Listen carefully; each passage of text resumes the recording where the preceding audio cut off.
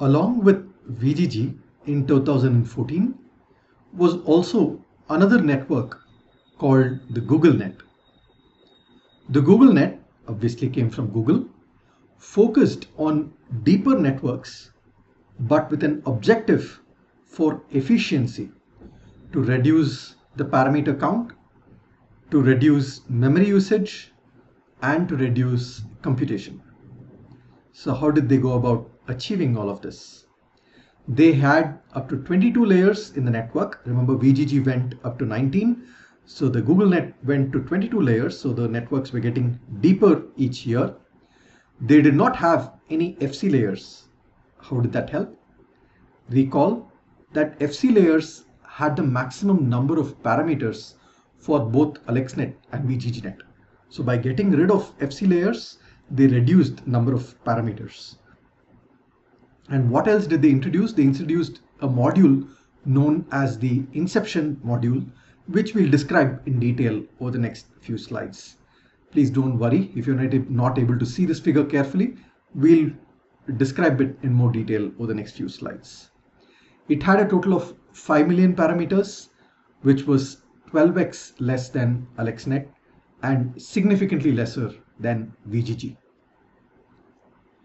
And it was the winner in the 2014 ImageNet Challenge ahead of VGG. VGG was a runner-up that year, and GoogleNet won the challenge with a 6.7% top 5 error. So as you can see, every year as the networks got deeper, the error started dropping significantly. Let's now talk about the inception module, which was a key innovation in their approach. The inception module looked somewhat like this, which was one of those units that keeps repeating in their architecture. So the previous layer's output was branched out into one layer which did a 1x1 convolution. In parallel, another couple of layers which did 1x1 and 3x3, another couple of layers which did 1x1 and 5x5, and another one which did max pooling and 1x1 convolution. So this was a local unit with parallel branches, and this local structure repeated many times in the neural network. As you can see, this inception module was tagged on top of each other to complete the architecture of the Google Net. So the naive inception module, so this was the final inception module that was in the architecture, but let's develop this slowly. So the naive inception module takes a previous layer. Instead of deciding a particular filter size, or VGG, which always relies only on 3x3, what the Google Net designers decided to do was they decided to do multiple such filter sizes in parallel and concatenate all of them. So you have a 1x1, a 3x3, a 5x5, even a 3x3 max pool, and they concatenated all of those. So the depth that you get in this layer after the concatenation would be the concatenation of all of those depths that you get as the output of each of these convolutions or max pooling. So they had multiple receptive field sizes, and they had a pooling operation which they concatenated depth-wise. But there is a problem here. Do you see the problem? The problem is this is computationally very expensive. Remember, we said for AlexNet that most of its computations are in its convolutional layer, while the parameters may not be high. Remember, you have to take the filter and convolve on every part of the image, and that can be pretty expensive. And now when this inception module does this across a 1x1 convolution, a 3x3 convolution, a 5x5 convolution simultaneously, and then concatenates, things become even more computationally expensive. So what do? They introduced something called a 1x1 bottleneck layer to reduce the channel dimension before expensive convolution layers. Now let's look at what this means. So if you have a 56 x 56 x 64 volume, you can do a 1x1 convolution across the depth. So that filter would be 1 cross 1 cross 64.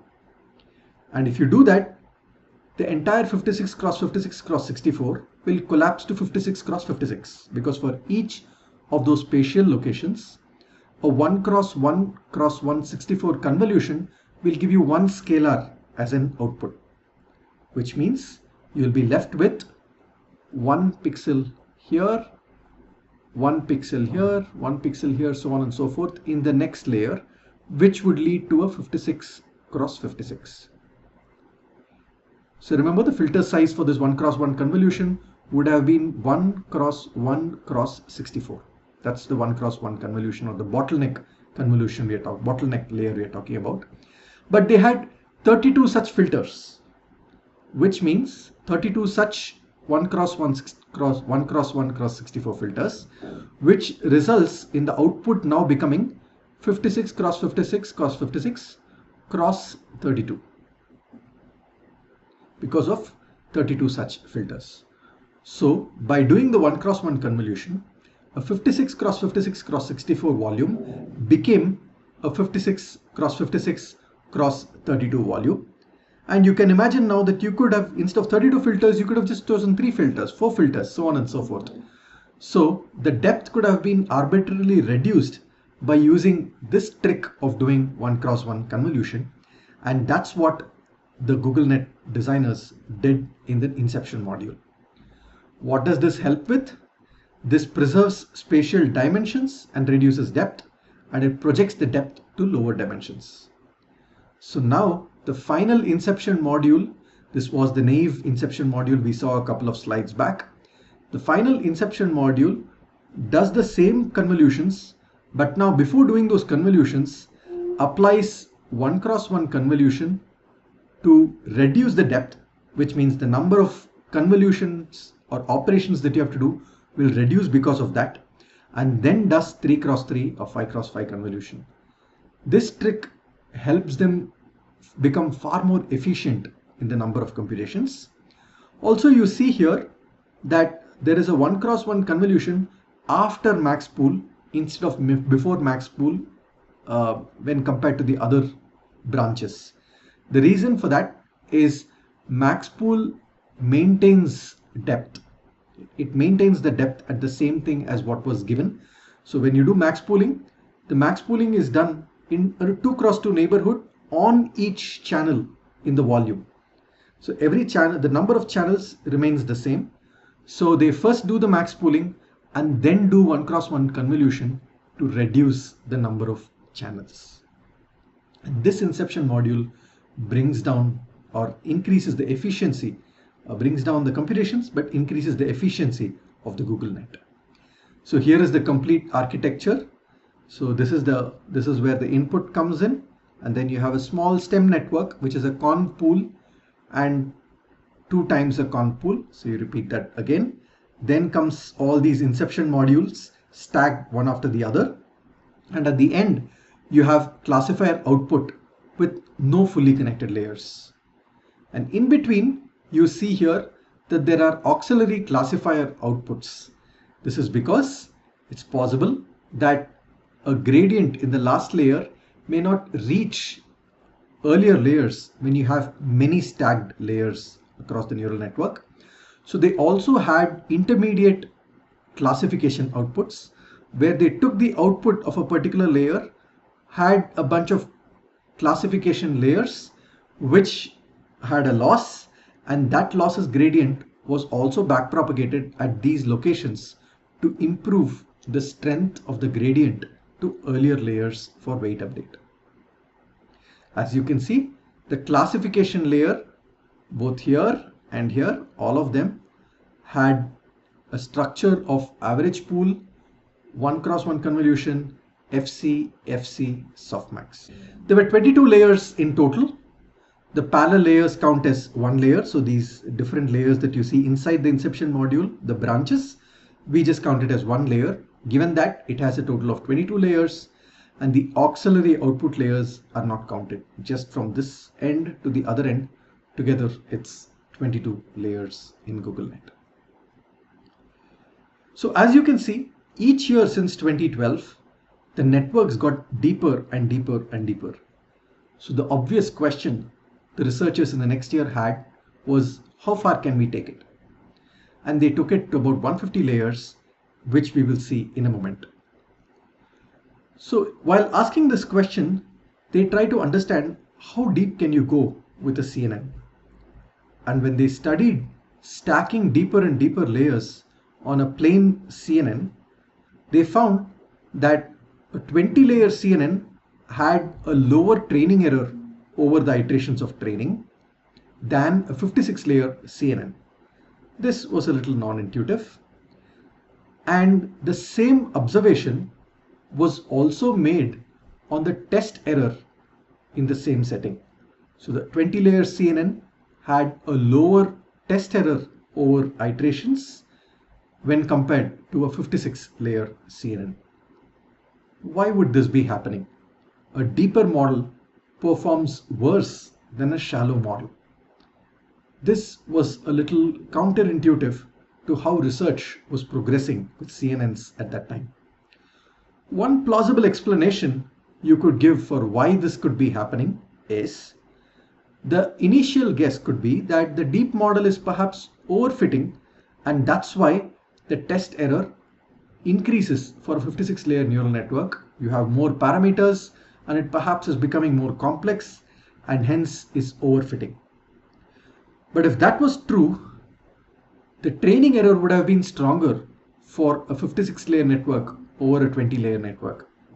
Unfortunately, even there, the 20-layer network had a lower error, which means the 56-layer network was also underfitting. What could have been the reason for this to happen as depth of neural network increases? The answer for this lies in what is known as the vanishing gradient problem. The problem complementary to vanishing gradient is known as exploding gradient, but let's talk about each of them in one after the other. So if you took a simple feed-forward neural network, let's assume with sigmoid activations in each layer. So here is a very simplistic visual for that. You have x0, there is a weight 1 that comes in first layer, there is a sigmoid, then x1, w2 is a weight in the second layer, a sigmoid, and so on and so forth until the last layer. If you now took a loss L and wanted to find dou L with respect to dou x0, which is one of the initial layers inputs, you have dou L by dou x0 is equal to sigma prime, which is the gradient of the sigmoid function, into w3 transpose x2 into w3 into sigma prime w2 transpose x1 into w2 into sigma prime w1 transpose x0 into w1. This comes from applying chain rule. You work out the gradient in each step, considering a sigmoid activation function in each layer, you would get this. But the key point that I'd like to draw you towards here is that the gradient of the sigmoid is less than 1 by 4. Why is that the case? Because this is how the gradient of the sigmoid function looks. It starts at a 0, close to 0. It peaks at 0.25 and then falls down again. This comes from the shape of the sigmoid function. So the gradient is steep in this region. It increases, then starts falling and then flattens out again. So the gradient of such a sigmoid function turns out to be something like this. And the range is between 0 and 1, which means the gradient turns out as capping at 0.25. Which means dou L by dou x0 has a bunch of values which are all less than 1/4. What do you expect will happen to dou L by dou x0? The product of very small values will quickly go to 0, and you have the problem of what is known as vanishing gradients.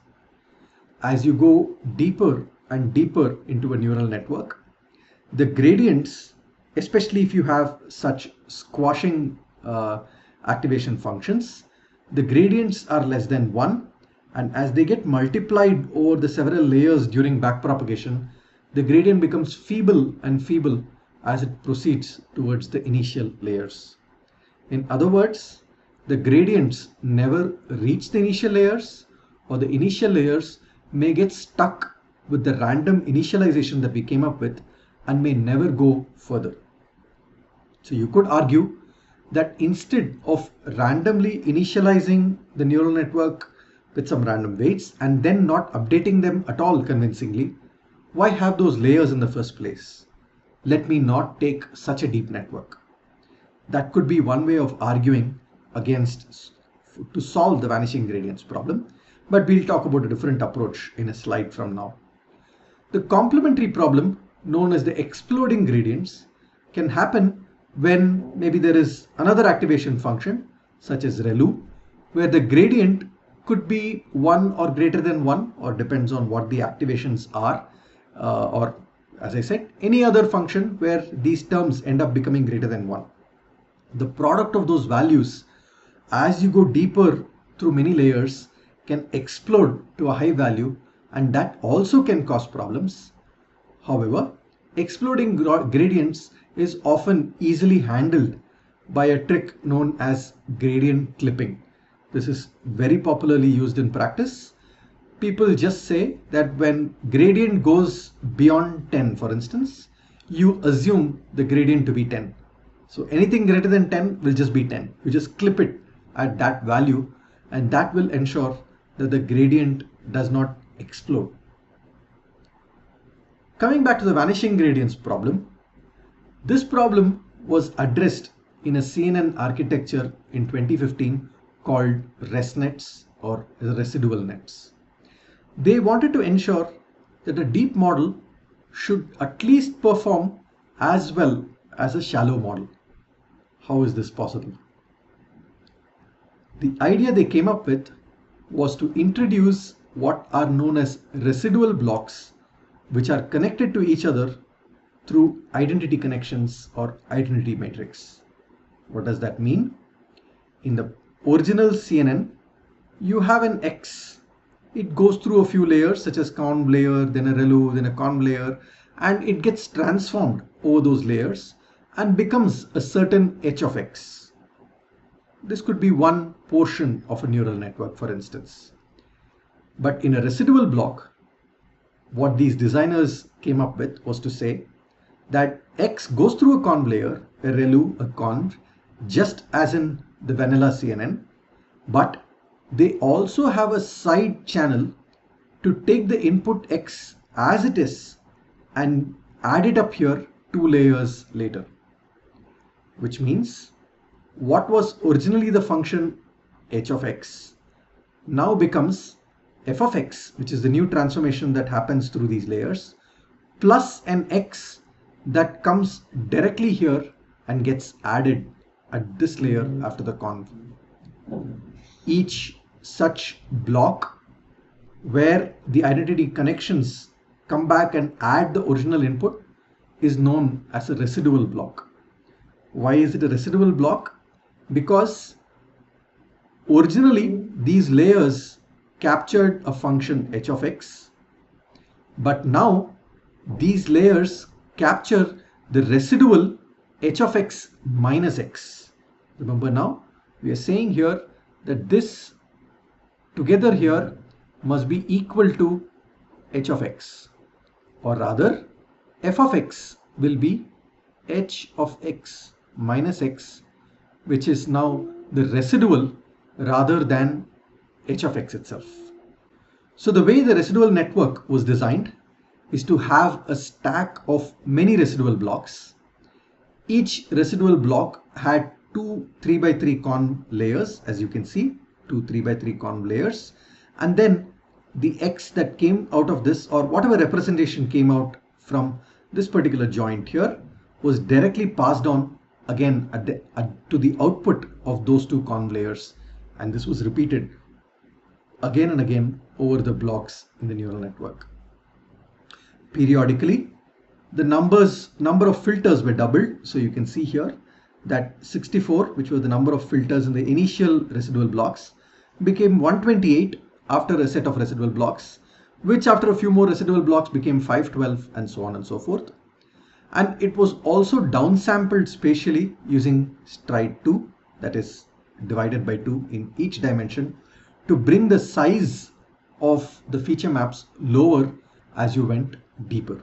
Remember, that helps you control the number of neurons in later layers by downsampling the feature maps.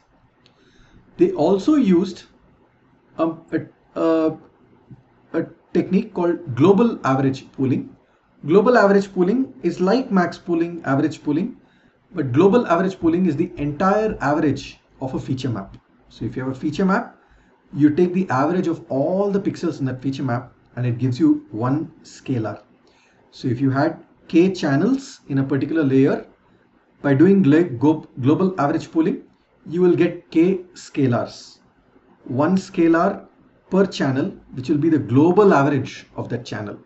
You can imagine that as giving a feature map, taking the average intensity of that feature map. That is global average pooling. And then for each channel, you would get one global average pooled value. So if you had k feature maps, you would get a k-dimensional vector as the output of global average pooling.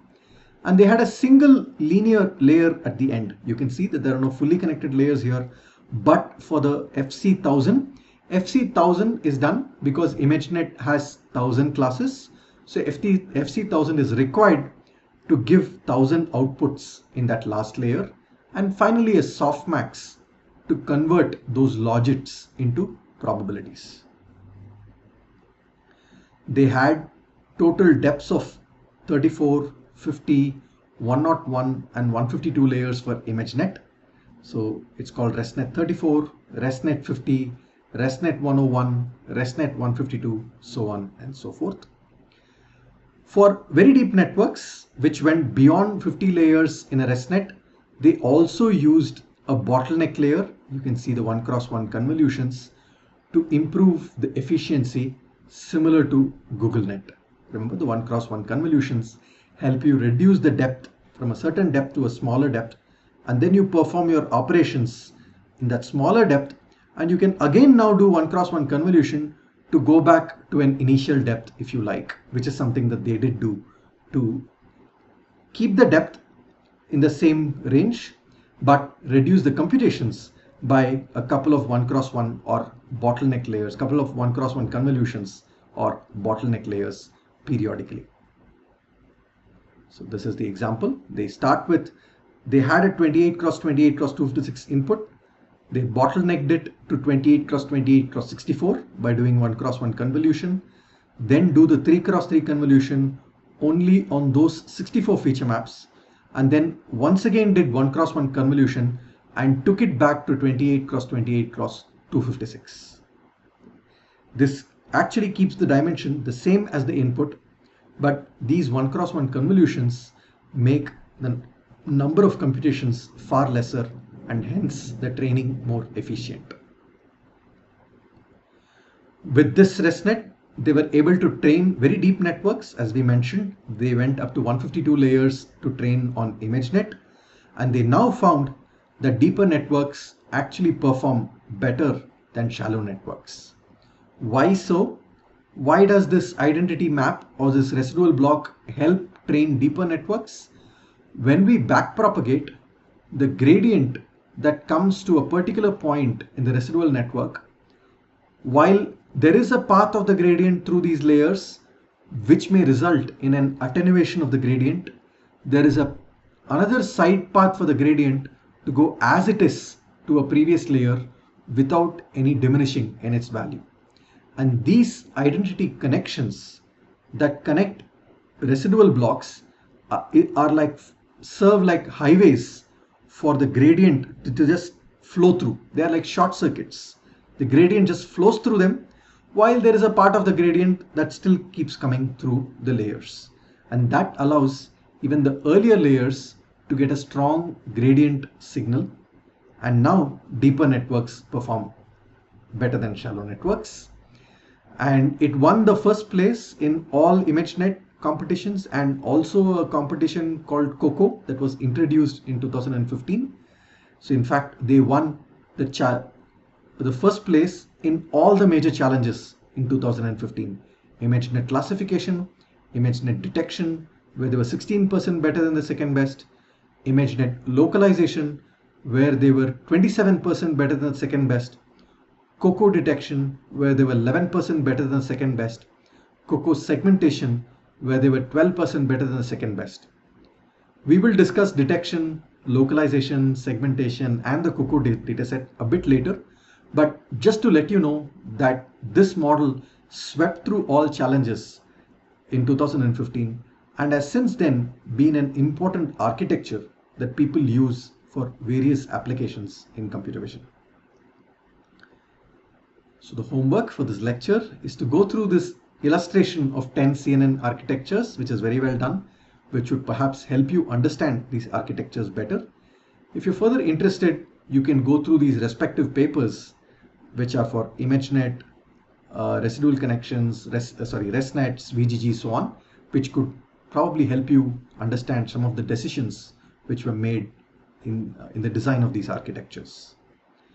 The exercise for this lecture is going to be show that minimizing negative log likelihood in a neural network with a softmax activation function in the last layer is equivalent to minimizing cross entropy loss function. We are not going to work this out in the next lecture. Please read this chapter 3 of Nielsen's online book if you would like to understand this further. With that, here are your references.